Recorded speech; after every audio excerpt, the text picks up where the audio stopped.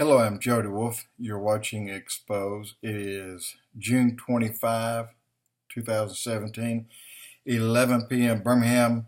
And topic, a little more news right now. And I quit searching for a little bit on the confirmation. I know that the 3 servicemen died. I know that, 7 wounded. That's at a minimum. There could be more. I know that a plane was shot down, but I think, maybe a little more disturbing news than even that I was searching for more answers, and I ran across this. This is very troubling to me right here. And I want you to hear this because, again, this bothers me a lot.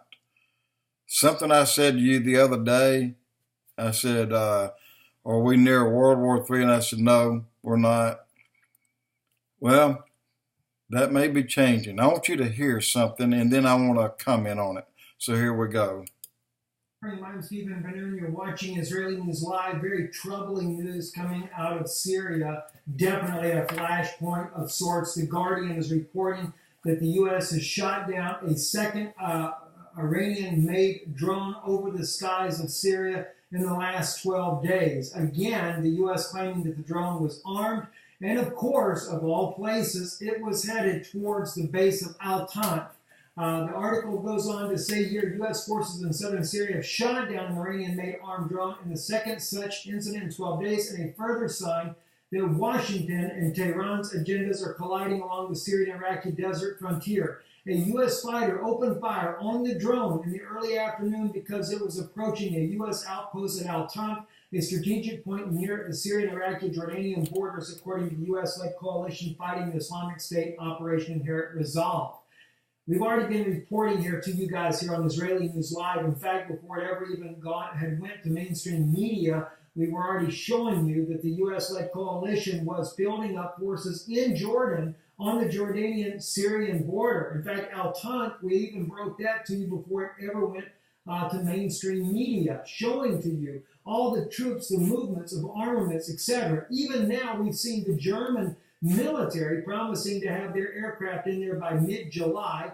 The Dutch military, not their special forces, but their regular military, is talking about moving soldiers into the Jordanian side as well. We've seen the Norwegian Special Forces join U.S. and British Special Forces there at Al-Tanf, according to news sources that we shared with you on this already. It is a constant build-up, and we've been saying all along that we believe the U.S. is doing this in order to draw Iran, Hezbollah, and even the Syrian military into a confrontation to have a justification to be able to take down Iran, Lebanon because of Hezbollah, and that of President Bashar al-Assad in Damascus. Now, okay, here's my comment.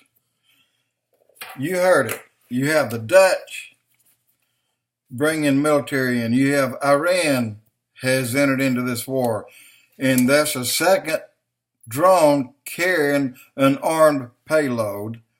You have Russia that's in this war. Iraq is in this war. The United States, Jordan, Germany, Norway, and Britain. There's one that I've not heard yet.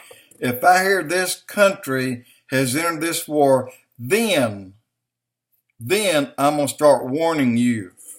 That's China. That is the only one left. But don't get me wrong, China is not part of the Ezekiel 38-39 war. They are not part of that war.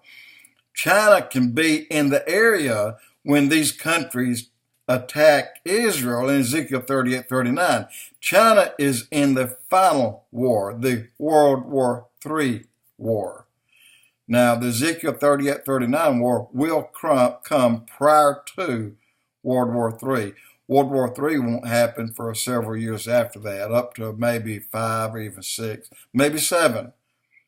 That's a good way off. But Ezekiel 38-39, the alignment for that is taking place right now. That's what worries me. Jody with Expoz.